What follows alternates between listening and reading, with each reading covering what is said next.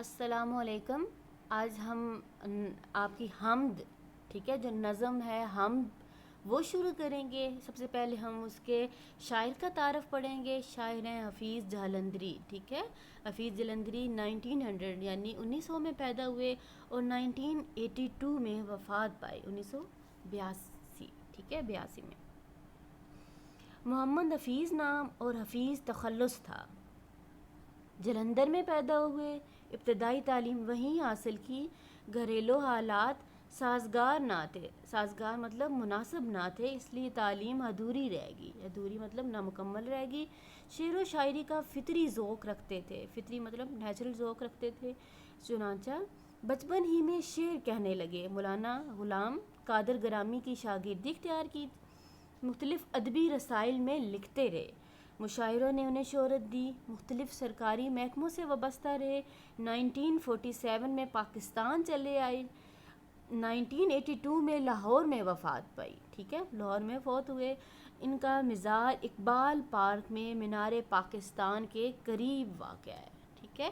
اب اس پیراگراف میں آپ نے یاد رکھنا ہے کہ ان کا نام محمد حفیظ تھا، تخلص حفیظ تھا، ٹھیک ہے، اور جلندھر میں آپ پیدا ہوئے تھے، پھر ابتدائی تعلیم بھی آپ نے جلندھر میں ہی حاصل کی تھی، اچھا، اور آپ کو شعر و شاعری کا ذوق تھا، پھر آپ نے شاگردی جو ہے مولانا غلام قادر گرامی کی اختیار کی، اور پھر آپ کو شہرت مشاعروں نے دی، ٹھیک ہے۔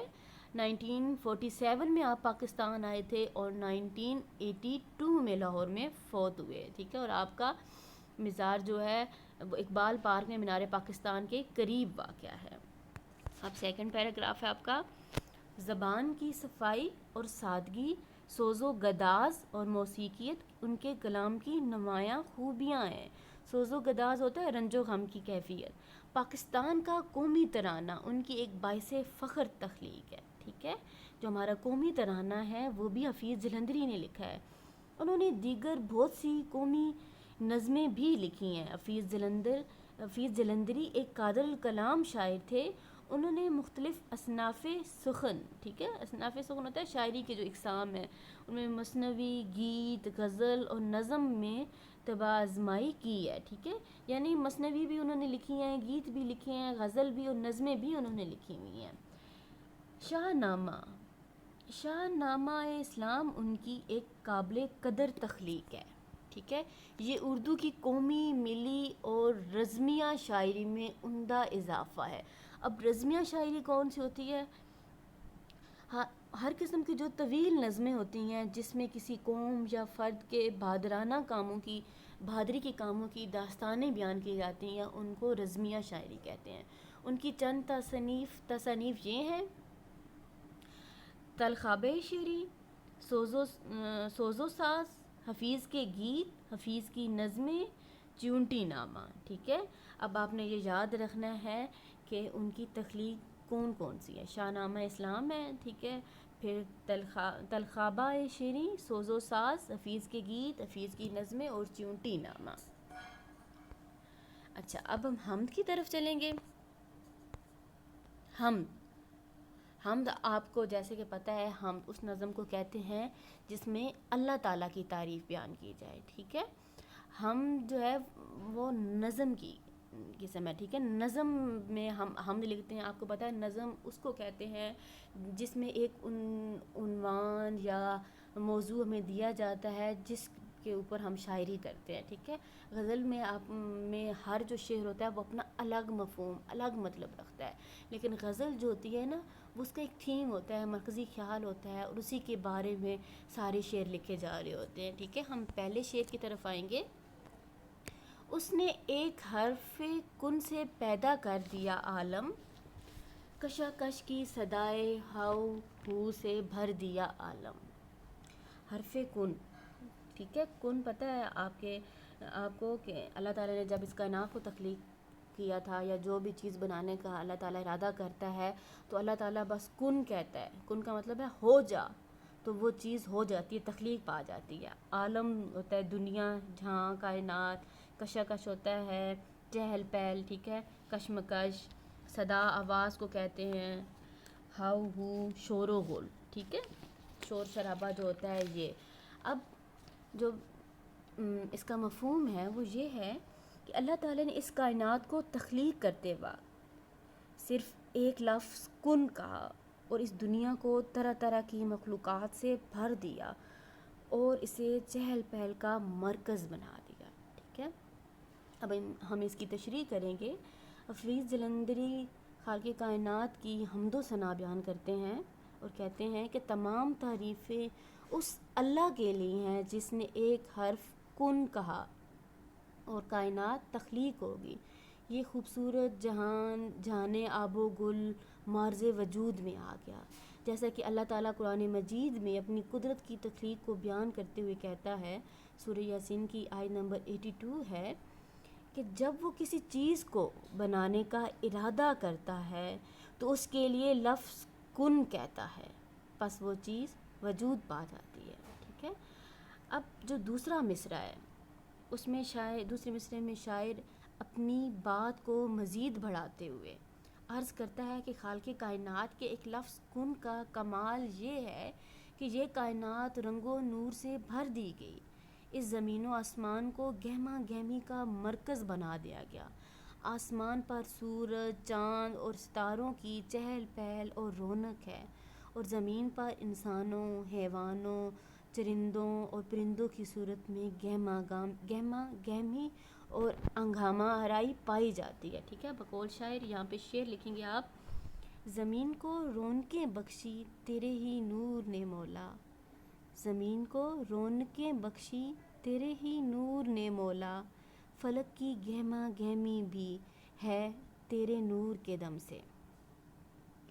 اب اصل میں شاعر اللہ تعالیٰ کی عظمت اور بڑائی کو بیان کر رہا ہے کہ اللہ کی ذات اس کائنات میں سب سے بڑی ہے اور پوری کائنات اس کے ایک لفظ کی محتاج ہے. دنیا کی ساری چمک دمک اور رنگا رنگی اسی کی وجہ سے ہے. یہی انداز اور اظہار ایک اور شاعر نے یوں بیان کیا ہے: ہر شے اس نے بنائی نادر، بے شک ہے خدا قوا و قادر.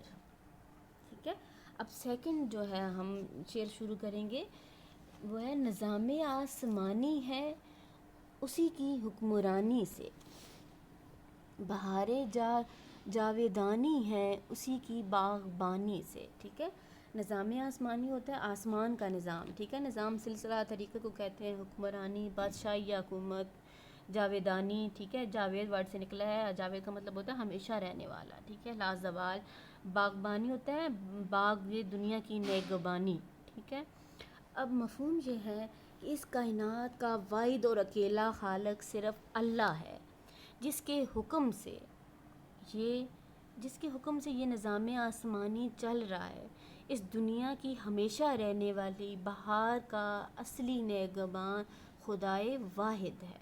ٹھیک ہے، تشریح ہے اس شعر میں حفیظ جلندری کہہ رہے ہیں کہ آسمانی نظام جو نظام شمسی اور قمری پر مشتمل ہے. ٹھیک ہے، شمسی یعنی سورج کے نظام پر مشتمل ہے اور قمری چاند کے نظام پر مشتمل ہے.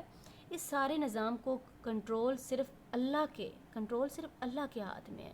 جیسا کہ اللہ تعالیٰ کا فرمان ہے، سورہ یاسین کی آیت نمبر 40 کا ترجمہ ہے: نہ سورج کی مجال ہے کہ چاند کو جا پکڑے اور نہ رات سبقت کرنے والی ہے دن سے، یہ سب ایک دائرے میں تیر رہے ہیں.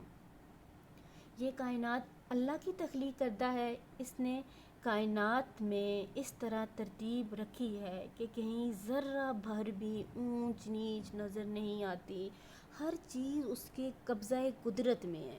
اس کائنات میں جس طرف بھی دیکھیں ہر چیز گواہی دے گی کہ زمین اور آسمان کا نظام چلانے والا اللہ تعالیٰ ہی ہے.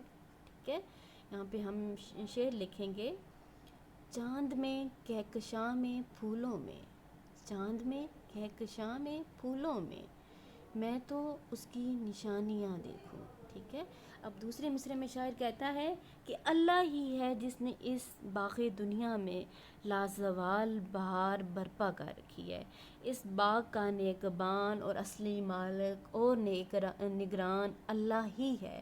اللہ تعالیٰ اپنے کلام مقدس کا آغاز کرتے ہوئے ارشاد فرماتا ہے سورہ فاتحہ میں. ٹھیک ہے، آیت نمبر 1 ہے: سب تعریفیں اللہ کے لیے ہیں جو سارے جہان کا پالنے والا ہے. ٹھیک ہے. اللہ کی عظمت کو امیر معینائی بھی اپنے انداز خاص خراج تحسین پیش کرتے ہیں کہ چمنے دنیا میں ساری رعنائیاں اللہ نے بخشی ہیں. ان کا خوبصورت انداز قابل تعریف ہے. ٹھیک ہے. وہ کہتے ہیں رنگ تیرا چمن میں بو تیری، رنگ تیرا چمن میں بو تیری، خوب دیکھا تو باغباں تو ہے. اب آپ کا تیسرا شعر ہے. زمین پر جلوہ آرا ہیں مظاہر اس کی قدرت کے، بچھائے ہیں اسی داتا نے دسترخوان نعمت کے. اب جو جلوہ آرا ہوتا ہے اس کا مطلب ہوتا ہے ظاہر ہونا، نمایاں نظر آنا. مظاہر ہوتا ہے نظارے، داتا ہوتا ہے حقیقی عطا کرنے والا، راز کے حقیقی. دسترخوان ہوتا ہے وہ کپڑا جس پر بیٹھ کر کھانا کھاتے ہیں. لیکن یہاں پر مراد ہے زمینی نعمتیں، پھل پھول، سبزیاں اور فصلیں وغیرہ. ٹھیک ہے. اب مفہوم یہ ہوگا کہ اللہ تعالیٰ کی باکمال قدرت کے طرح طرح کے نظارے جگہ جگہ نظر آتے ہیں. اسی داتا نے تمام مخلوقات کے کھانے کے لیے دسترخوان بچھا دیے ہیں. ٹھیک ہے. اب تشریح کریں گے. شاعر کہتا ہے کہ زمین پر ہمیں اللہ تعالیٰ کی قدرت کی جتنی بھی نشانیاں نظر آتی ہیں وہ اس کے جلووں کے انداز ہیں. ہم ان علامتوں کو دیکھ کر اللہ کی ذات کے بارے میں قیاس آرائیاں کر سکتے ہیں. اللہ تعالیٰ خود فرماتے ہیں کہ یہ سورہ نور آیت نمبر 45 کا ترجمہ ہے. اور اللہ نے پیدا کیا ہے ہر چلنے پھرنے والے جانور کو پانی سے، پس کوئی ان میں سے پیٹ کے بل رینگتے ہیں اور کوئی ان میں سے دو پاؤں پر چلتے ہیں اور کوئی ان میں سے 4 پاؤں پر چلتے ہیں. اللہ جو چاہتا ہے بناتا ہے، بے شک اللہ ہر چیز پر قادر ہے. اور بقول شاعر، ٹھیک ہے، شاعر کہتا ہے ذرے ذرے سے عیاں ہونے کے بعد، ذرے ذرے سے عیاں ہونے کے بعد آج تک راز حقیقت راز ہے. ٹھیک ہے. یہاں ایک اور شعر بھی آ سکتا ہے. بند ہے جو یہاں پر شعر آئے گا اے جہاں بھر کے پالنے والے، جہان مٹی میں ڈالنے والے، جان مٹی میں ڈالنے والے، تازگی ہے تیری بہاروں میں، تیرے جلوے حسین نظاروں میں. ٹھیک ہے. اب دوسرے مصرعے میں شاعر کہتا ہے کہ اللہ تعالیٰ جو اس کائنات کا حقیقی داتا ہے، اس نے پوری کائنات کو انسان کے لیے دسترخوان بنا دیا ہے. اسی زمین پر پھل پیدا ہوتے ہیں، سبزیاں اگتی ہیں.